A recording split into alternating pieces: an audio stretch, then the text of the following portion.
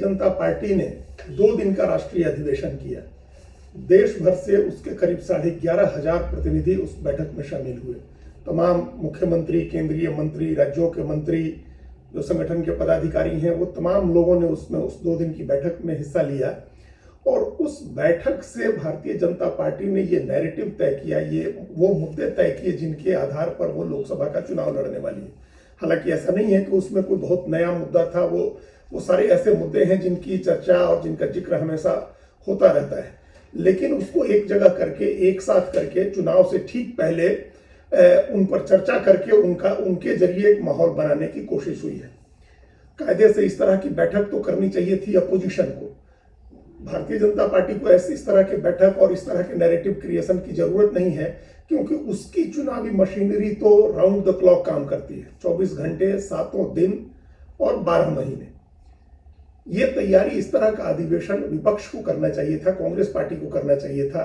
उसकी पहल पर अगर संभव होता तो जो विपक्षी गठबंधन है जिसका नाम इंडिया है, उसके जो घटक दल हैं उनकी एक साझा बैठक भी हो सकती थी चुनाव से पहले, लेकिन ऐसी कोई बैठक नहीं हुई है।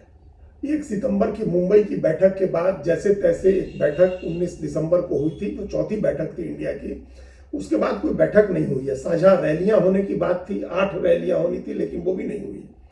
और अभी इतना भी तालमेल नहीं बन सका है कि विपक्ष के नेता राहुल गांधी की जो भारत जोड़ो न्याय यात्रा चल रही है उसमें शामिल हो। उनकी यात्रा कई राज्यों से गुजरी। एक बिहार में तेजस्वी यादव शामिल हुए, बाकी कहीं न ममता बनर्जी शामिल हुई, न झारखंड मुक्ति मोर्चा के नेता शामिल हुए और न उत्तर प्रदेश में अखिलेश यादव शामिल हुए, समाजवादी पार्टी के नेता। तो खैर वो एक अलग विमर्श का विषय है। लेकिन भारतीय जनता पार्टी ने जो 2 दिन की बैठक की है, उस बैठक का क्या इंपॉर्टेंट टेकआउट है, क्या उसमें टेक अवे है, क्या उसमें जो ऐसी चीजें हैं जो जिनसे लग रहा है कि भारतीय जनता पार्टी इन एजेंडे, इन में मुद्दों पर चुनाव में जा रही है लड़ने, उसको अगर कैटेगराइज करें, उसकी श्रेणी बनाए, तो 4-5 चीजें बहुत स्पष्ट रूप से तय होती हैं। और इन 4-5 चीजों को समझने के लिए प्रधानमंत्री नरेंद्र मोदी का भाषण, केंद्रीय गृह मंत्री अमित शाह का भाषण और पार्टी के राष्ट्रीय अध्यक्ष जेपी नड्डा की ओर से पेश किए गए प्रस्ताव को बहुत बारीकी से देखना होगा। इन्हीं 3 चीजों से वो तमाम चीजें निकल रही हैं जिनके मुद्दे पर भारतीय जनता पार्टी चुनाव लड़ने जाएगी, या देश के लोगों के लिए जिनके जरिए उसने एक नैरेटिव बनाया है। जेपी नड्डा ने एक प्रस्ताव पेश किया था जिसको मंजूर किया गया सदन में। उस बैठक में दूसरे दिन, उस बैठक के दूसरे दिन उसको मंजूर किया गया।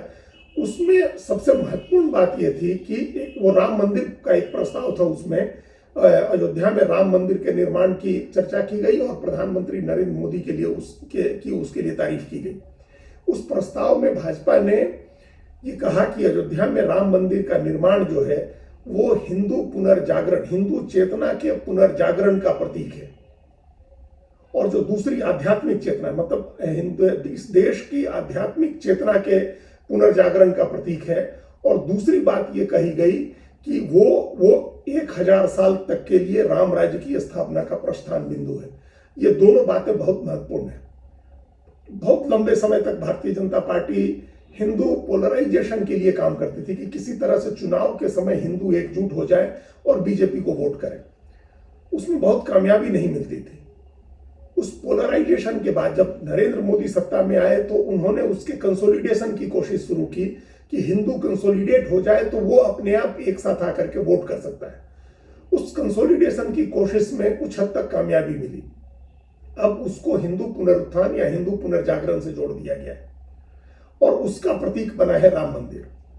और ये मामला सिर्फ राम मंदिर, अयोध्या में एक राम मंदिर के निर्माण का नहीं है, बल्कि इसका बहुत व्यापक असर है और इसका विस्तार भी बहुत व्यापक है। उसके बाद की जो 3 घटनाएं हैं जिनका जिक्र जरूरी है, उसमें यह है कि प्रधानमंत्री ने अबू धाबी में, एक मुस्लिम देश में, पहले हिंदू मंदिर का उद्घाटन किया। उन्होंने मां कामाख्या कॉरिडोर का शिलान्यास किया और कल्की धाम मंदिर की स्थापना का भी शिलान्यास किया।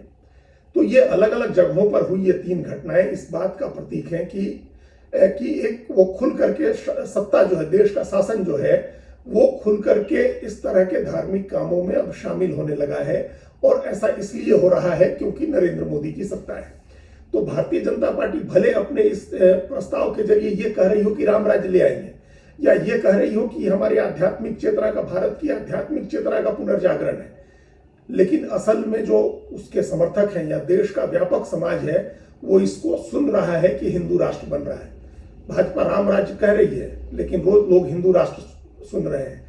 भाजपा भारत की आध्यात्मिक चेतना का पुनर्जागरण कह रही है, लेकिन लोग हिंदू पुनर्जागरण सुन रहे हैं। तो ये अपने आप ये एक बड़ी कामयाबी है भारतीय जनता पार्टी को, जो उसने अपने नैरेटिव को इस तरह से हिंदू राष्ट्र, हिंदू पुनर्जागरण, हिंदू पुनरुत्थान से जोड़ दिया है।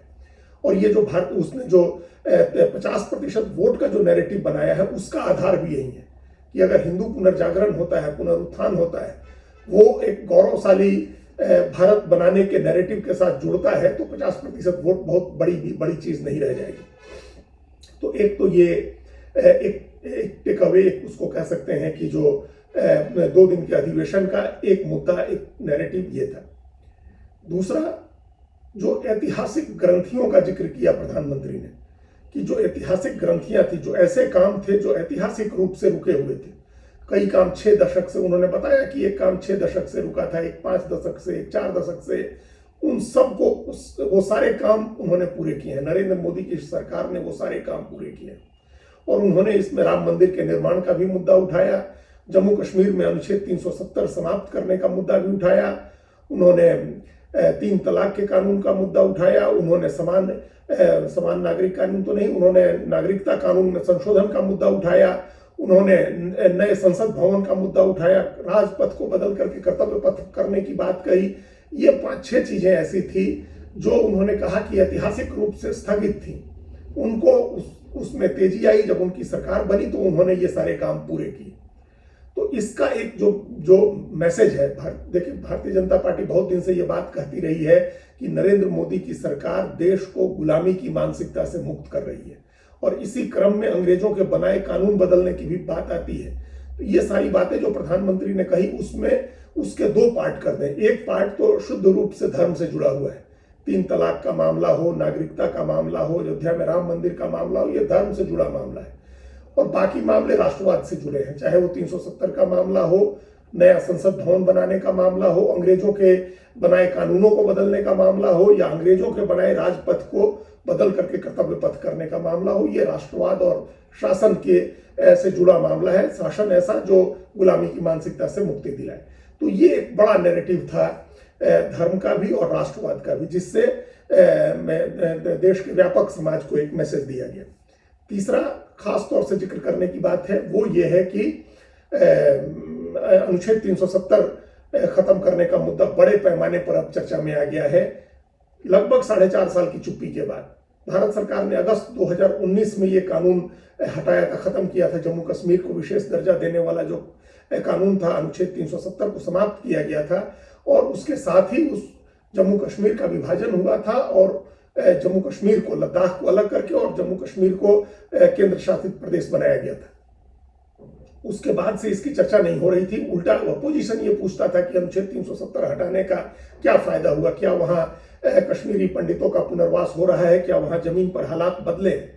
लेकिन उस चुप्पी के बाद अब जाकर के ये अचानक 370 का मुद्दा प्रधानमंत्री नरेंद्र मोदी ने उठाया है, और राष्ट्रीय अधिवेशन से पहले उन्होंने कहना शुरू कर दिया। उन्होंने वही 370 सीटों का एक लक्ष्य तय किया, जो पार्लियामेंट में उन्होंने पहली बार अपने राष्ट्रपति के अभिभाषण पर जवाब देते हुए ये बात कही कि भाजपा की सरकार ने 370 को खत्म किया है, तो देश के लोग 370 सीटें देंगे। ये राष्ट्रीय अधिवेशन में इस पर बहुत जोर दिया गया, 370 सीटें देने पर। तो एक तो याद करें पुराना नारा जो था भाजपा का कि जहां हुए बलिदान मुखर्जी वह कश्मीर हमारा है।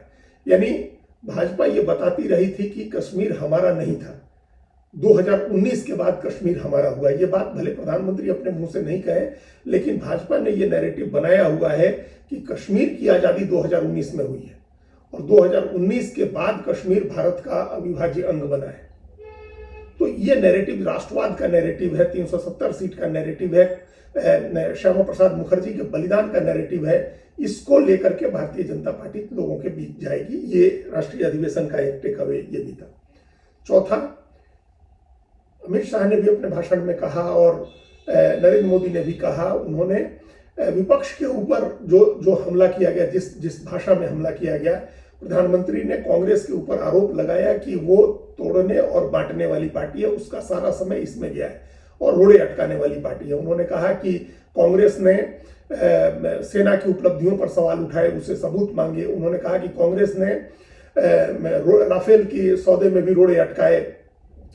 उन्होंने उत्तर दक्षिण के विभाजन का जो नैरेटिव है उसका जिक्र नहीं किया या जाति गणना का जिक्र नहीं किया, लेकिन उन्होंने कहा, वो एक परोक्ष रूप से इसका हवाला देते हुए कहा कि कांग्रेस बांटने की कोशिश कर रही है और तोड़ने की कोशिश कर रही है। तो ये कांग्रेस को, और अमित शाह ने कहा कि ये अपोजिशन के साथ तमाम परिवारवादी पार्टियां हैं और जब नरेंद्र मोदी की तीसरी बार सरकार बनेगी तो तमाम परिवारवादी पार्टियां खत्म हो जाएंगी। ये एक बड़ा उसका मैसेज था, जो अपोजिशन के ऊपर अटैक करना, अपोजिशन को देश विरोधी ठहराना, विकास के काम में रोड़े अटकाना, देश के लिए होने वाले काम में रोड़े अटकाना, कुल मिलाकर के विपक्ष को निगेटिव साबित करना, उसको भ्रष्ट और परिवारवादी साबित करना, ये एक टेक अवे था उस 2 दिन की बैठक का। और ये चुनाव का भी एक मुद्दा है, सिर्फ ये विश्लेषण 2 दिन के अधिवेशन का नहीं है, बल्कि इन्हीं मुद्दों पर चुनाव लड़ना है भारतीय जनता पार्टी। 5वां, जिसको last but not the list कह सकते हैं, वो है कि प्रधानमंत्री मोदी का नेतृत्व, देश के लिए उनकी अनिवार्यता और सत्ता में वापसी की असंभाविता। ये 3 चीजें हैं जो भारतीय जनता पार्टी ने उसके प्रस्ताव में 2 दिन के कार्यक्रम में ये स्टैब्लिश किया गया कि नेता तो सिर्फ एक ही है, नरेंद्र मोदी। वही मजबूत नेतृत्व है उनका, और उनका मुकाबला करने वाला विपक्ष के पास न भाजपा में कोई दूसरा नेता है, न विपक्ष के पास कोई नेता है।